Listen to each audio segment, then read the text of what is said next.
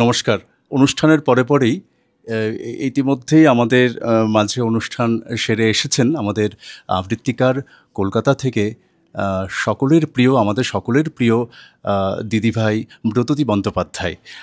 আমি বঙ্গাইগাঁও টাইমসের পক্ষ থেকে শুভেচ্ছা জানাচ্ছি, স্বাগত জানাচ্ছি ব্রততী বন্দ্যোপাধ্যায় দিদিভাইকে। আমি সময় একদম অল্প সময় নেব। দিদিভাই, কেমন লাগছে আসামে এসে অনুষ্ঠান করে? আসামে তো অনেকবার এসেছি, এখানে বঙ্গাইগাঁওতে আসিনি, এসে খুব ভালো লাগছে। সবচেয়ে ভালো লাগে মানুষের সিম্পলিসিটি, এটা খুব ভালো লাগে। সারল্য, এটা কলকাতার নাগরিক জীবন তো, হয়তো অনেক ক্ষেত্রে এই সারল্যগুলো মিস করি, কিন্তু খুব ভালো লেগেছে। সকলের মুখগুলো খুব সরল, ভালো। একবার আমাদের বিশিষ্ট লেখিকা, বাংলা সাহিত্যের মহাশ্বেতা দেবী, ওনার সঙ্গে যখন ফোনে আলাপ হয়েছিল, উনি কখনো আসামে আসেননি, তবে আসামের কথা শুনলেই শান্তিনিকেতনের কথা মনে পড়ে আমাকে বলেছিলেন। তো এই আসামে কিন্তু আপনার অনেকবার আসা, ভালো মন্দ অনেক অভিজ্ঞতা আছে। তো গুয়াহাটি থেকে ব্যতিক্রম থেকেও আপনি অনুষ্ঠান করেছিলেন, আজকে রবীন্দ্র চেতনা মঞ্চ। আজকের মঞ্চের আপনার নতুন অনুভূতিটা? আজকের মঞ্চটা গুয়াহাটিতে যতবারই অনুষ্ঠান করেছি বা শিলংয়ে অডিটোরিয়ামের মধ্যে করেছি, শিলংয়ে দুবার, গুয়াহাটিতে তো বেশ কয়েকবার অডিটোরিয়ামের মধ্যে করেছি। তো এটা তো ওপেন এয়ার, তবে আজকের দিনে ওই ওপেন এয়ার করতে খুব ভালো লাগে। কেন, কলকাতায় যখন 25শে বৈশাখে প্রভাতী অনুষ্ঠানটা হতো, তো সেই বিশ্ব রবীন্দ্র সদন লাগোয়া বিরাট মাঠে সব আমরা শ্রদ্ধা নিবেদন করতাম একটি দুটি কবিতার মধ্যে দিয়ে। তো এই ওপেন এয়ারটা সবসময় খুব এনজয় করা যায় কবিতাগুলো নিয়ে। মানে নিজের রেঞ্জটাও একটুখানি, হলে বলা আর ওপেন এয়ার বলার মধ্যে ডিফারেন্স আছে, মানে অন্যভাবে ভয়েসটাকে মডুলেট করতে হয়। তো অনেকদিন বাদে আবার ওই ওপেন এয়ার করলাম। শীতকালে অবশ্য কলকাতার ফেস্টিভ্যালগুলো ওপেন এয়ার হয়। আজকের ওয়েদারটাও খুব কমফোর্টেবল ছিল, আর অডিয়েন্স খুব ভালো ছিল। কেননা যারা উদ্যোক্তা তারা আমাকে বলছিলেন যে এই প্রথমবার আমরা একজন আবৃত্তি শিল্পীকে আনছি, 17 বছরে আমরা পা দিলাম, এবার আপনার দায়িত্ব যে আপনি তাদের শোনাতে পারবেন কিনা বাংলা কবিতা। তা আমি মনে মনে ভাবলাম চেষ্টা তো করব। এত জায়গায় যখন গেছি সবাই শুনেছেন, নিশ্চয়ই বঙ্গাইগাঁওয়ের মানুষও শুনবেন। আর যেখানে এই সংস্কৃতি চর্চা এত সময় ধরে হচ্ছে, রবীন্দ্র চেতনা মঞ্চে এই অনুষ্ঠান নিয়মিত হচ্ছে, তো আশা করি অন্তত কিছুটা আমি পেরেছি পৌঁছে দিতে। খোলা মঞ্চের কথা বলাতে মনে পড়ল, বেহালা, কলকাতা বেহালা ঠাকুরপুকুরে জগদ্ধাত্রী পুজোয় আপনি অনুষ্ঠান করেছিলেন। সেই সময় আমি সেখানে ছিলাম, 3A বাস স্ট্যান্ড। এবং এই খোলা মঞ্চে আবৃত্তি দিয়ে দর্শককে এক জায়গায় এক সূত্রে বাঁধা অনেক বড় একটা কাজ, যেটি আপনার পক্ষেই সম্ভব, ব্রততী বন্দ্যোপাধ্যায়ের পক্ষেই সম্ভব। দিদি, একটা প্রশ্ন। কলেজের এক ছাত্রী রবীন্দ্রনাথকে, সুবোধ সরকার, আমাদের কবি সুবোধ সরকারের, সেটি কি আপনাকে নিয়ে? না না, সুভদ্রার একটা তখন আমি রবীন্দ্রনাথের উপর অ্যালবাম করলাম। সুভদ্রা অনেক সময় আমার অনুরোধে অনেক কবিতা লিখে দিয়েছিলেন, এখনও দেন। তো ওটা তখন লেখা ছিল, তো তখন ওই কবিতাটা আমি সিলেক্ট করি। শুধু ব্যক্তিগত জীবন নয়, পেশাগত জীবনও ছক ভাঙার ব্রততী, এই ব্যাপারে কি বলবেন? ছক ভাঙা, এই মেজাজটা বাবার থেকে পাওয়া। আমার বাবা খুব কৃতি মানুষ ছিলেন। অনেকে আবার ভুল করেন, দেবদুলাল বন্দ্যোপাধ্যায়ের মেয়ে ভাবেন, ভানু বন্দ্যোপাধ্যায়ের মেয়ে ভাবেন। এখানে এসেও অনেক অভিজ্ঞতা হলো। আমার বাবার নাম মঞ্জুল কুমার বন্দ্যোপাধ্যায়, এবং এই সময় বাবাকে রোজ প্রতি মুহূর্তে মনে পড়ছে, কেননা বাবা ইন্ডিয়ান এয়ারফোর্সে কাজ করতেন।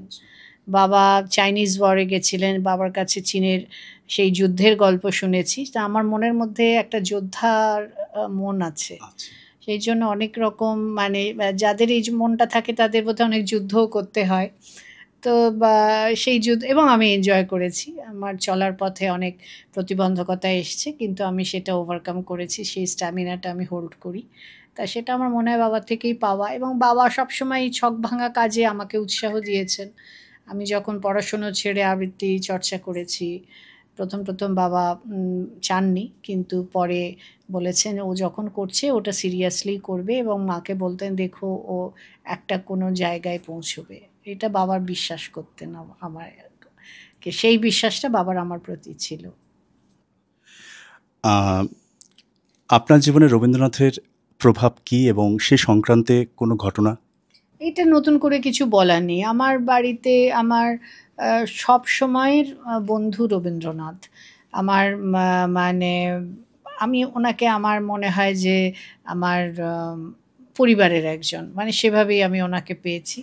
আমি সবসময় ওনার কবিতা পড়ি, ওনার গান শুনি, এবং সেটা খুব অনায়াস। এমন নয় যে আমি পড়বো বলে পড়ি। আমার চলার পথে ওনার কবিতা, ওনার গল্প একটা প্রেরণা। এবং আমি অনেক বিপদের সময় যেমন মানুষ ঠাকুরকে ডাকেন, অনেক ঠাকুরের করেন, আমি তো রবীন্দ্রনাথের কবিতার লাইনগুলো মনে করি। এবং এই সময়ে যে একটা সংকটের সময়ও এই মনে হচ্ছে যে তার মতো কবি বলেই বোধহয় অত বছর পরের সময়টাকেও ভবিষ্যৎ দ্রষ্টা বলে, যে কবিরা দেখে নিয়েছিলেন এই সব যে চারপাশে ঘটছে, তার লেখা কিন্তু রবীন্দ্রনাথের মধ্যে আছে। সেই লাইনগুলো বেরিয়ে বেরিয়ে আসছে এখন আমার কাছে।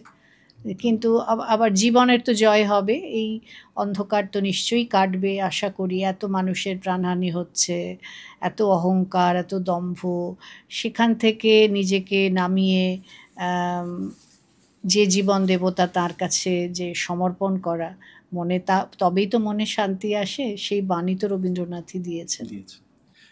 দিদি, আর দুটো প্রশ্ন।